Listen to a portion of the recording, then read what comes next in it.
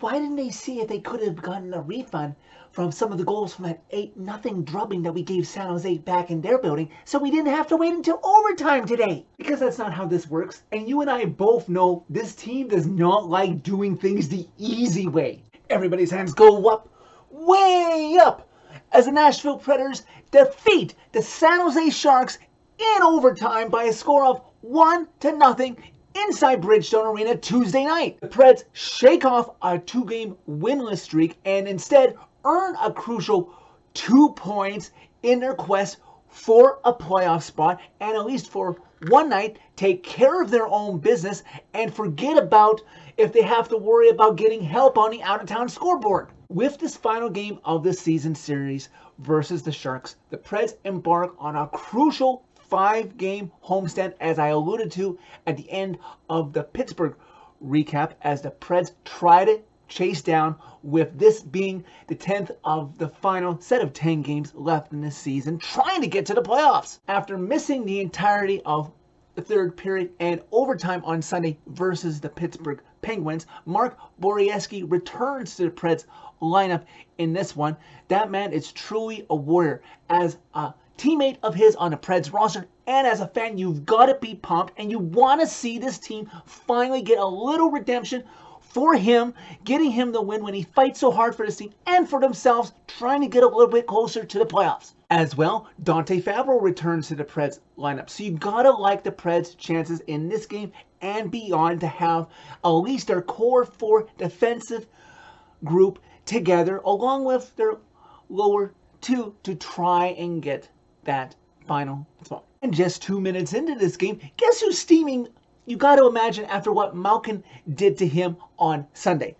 Mark Borieski, him and Jeffrey Veal get into a fight. You know, this team leads the lead in fighting majors. Yeah, I think teams would stop taking fighting majors against the Preds when it risks firing up the Preds because they're getting wins. Well, this time with Mark Borieski and Jeffrey Veal fighting, Mark Borieski takes him down in no time. It fires up the Preds, it fires up the fan base, and we play on. Slow start in that first period other than that fight until about 8 minutes into the first period. Johansson, just about the blue line for the Sharks, gets it to Forsberg, who is on a 2-on-1 into the Shark zone on Kakinen, who's in the Sharks net. He gets it over to Tomasino, but Kakinen makes the save. Preds with the early shot advantage that would grow, but it's 6-2 about halfway mark of the first period after a flurry of Preds chances that would only grow from there. Just under 9 minutes left to go in the first period, Thomas Hertl sees Mark Borieski just come out of the penalty box, and he thinks he's going to be a really sneaky bugger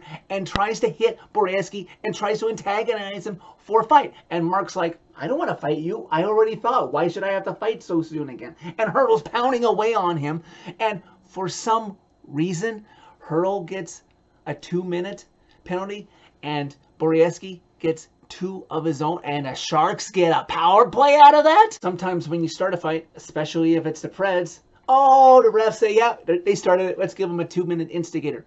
But when it happens against the Preds, we don't get an instigator on them, and we still find a way to put the Preds on a penalty kill. I guess it's reputation. Regardless, the Preds go on the penalty kill, and the Sharks aren't able to create any substantial chances. Preds are successful in killing it off, and with about 5:39 left to go in the first, the Preds draw a penalty of their own. Late in the period, Mikael Granlund gets it over to Matt Duchene, who uses Melike of the Sharks as a screen, and he gets it by him, but he can't beat Kakinen. But for nothing, San Jose is trying, even though the Preds are badly outshooting them. And just under 30 seconds left to go in the first period, you've got Thomas Hertl behind Saros' net, and he comes to Saros' right, gets the puck out front, but Saros is able to tip it aside to his right, keeping this a scoreless draw. There's a scrap late in the first period, under 2 minutes, between Dante Fabro and Timo Meier of the Sharks. Fortunately, I guess things even out after what happened earlier in the first, and the Preds get a power play that they don't score on as time runs down in the first. The power play will carry over to the second period. Preds with the early shot advantage, 11-5 after 1. Preds unable to score in the remainder of Timo Meier's penalty, and so later You've got Matt Love who sets up Trennan. He's denied by Kakkonen, and then the puck goes the other way as Josi chases down Nito, who's racing in. He gets a shot away. Saros stops it, but the rebound's right there, and he's captain for a reason. He knows exactly where the puck's going to go. He picks it up. Roman Josi just chips the puck like it's a golf ball into the corners. Like, thank you.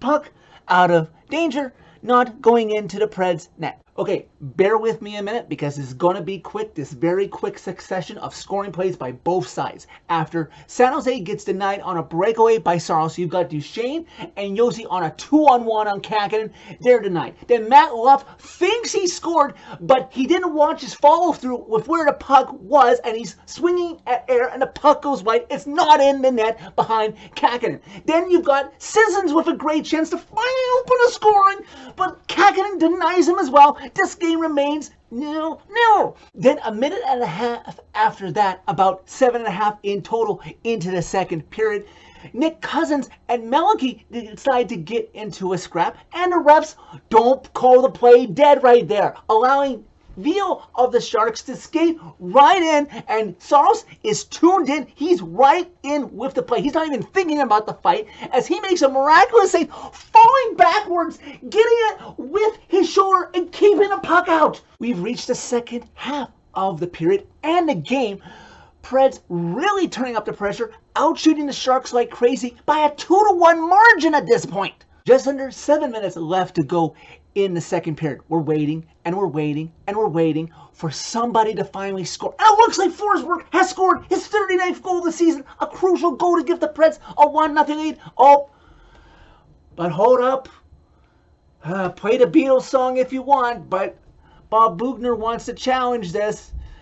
And yeah, it was a great pass by Josi to Forsberg to give the Preds the lead, it appeared, but before the puck entered play, Duchesne was just a bit offside.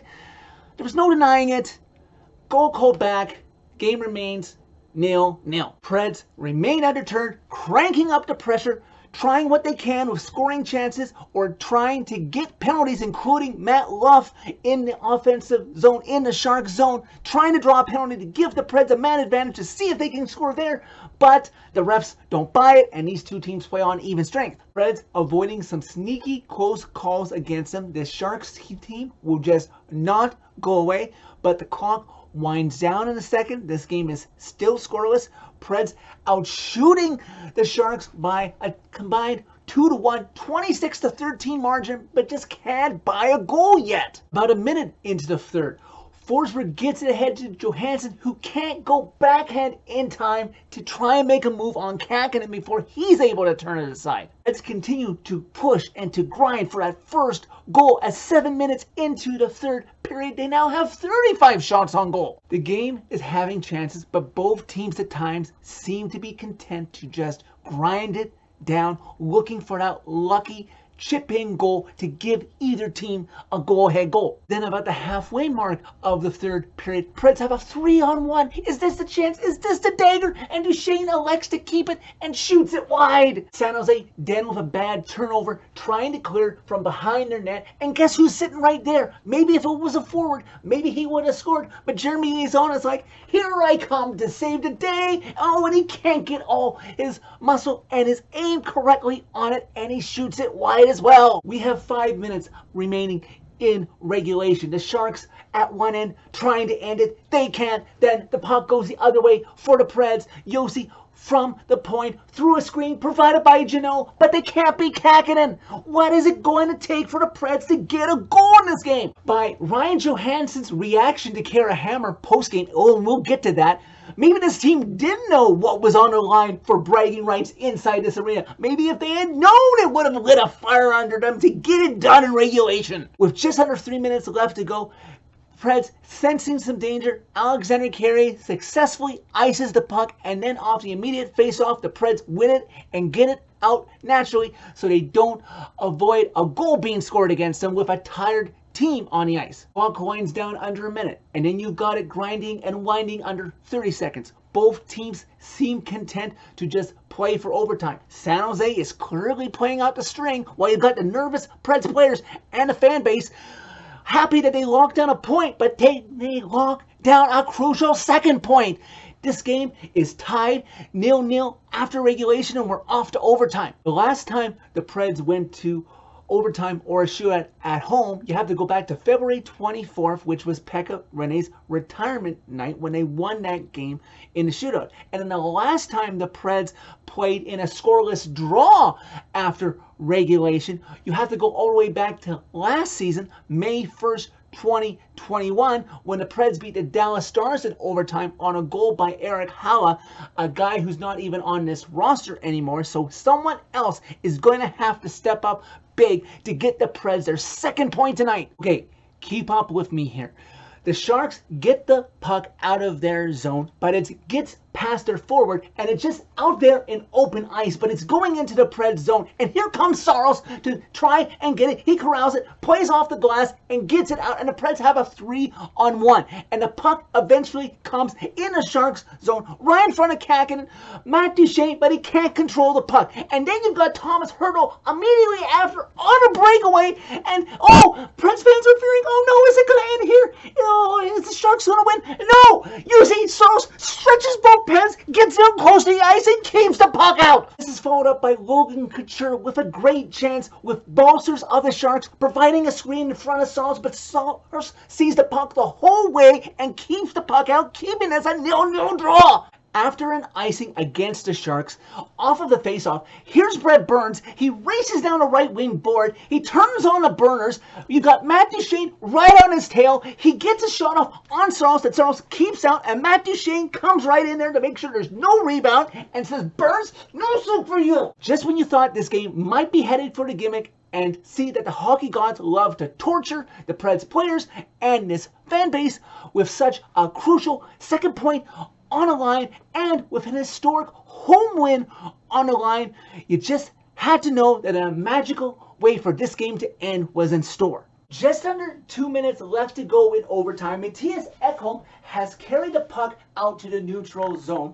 and he's waiting to see if he can pick up speed to set something in motion to try and beat past the Sharks and get close to Kakinen to try and get the winning goal. So Ekholm skates in along the right wing board. He drops it to Johansson as momentum carries Ekholm towards the net, and you're watching him, aren't you? Because he's right there. He's not close to any Sharks defenders, and lo and behold, Ryan Johansson from the sideboard shoots it in Ekholm's direction, but it tips in off of Carlson's stick past Kakinen. It's in the net. Preds win 1-0. Ryan Johansson's 23rd goal of the season has done it. The Preds have won this game. Franchise home win 500. So yeah, in retrospect, Preds Nation, we should have known that franchise home win 500 was going to be one of the hardest ones to get, and that the hockey gods were going to make us wait, but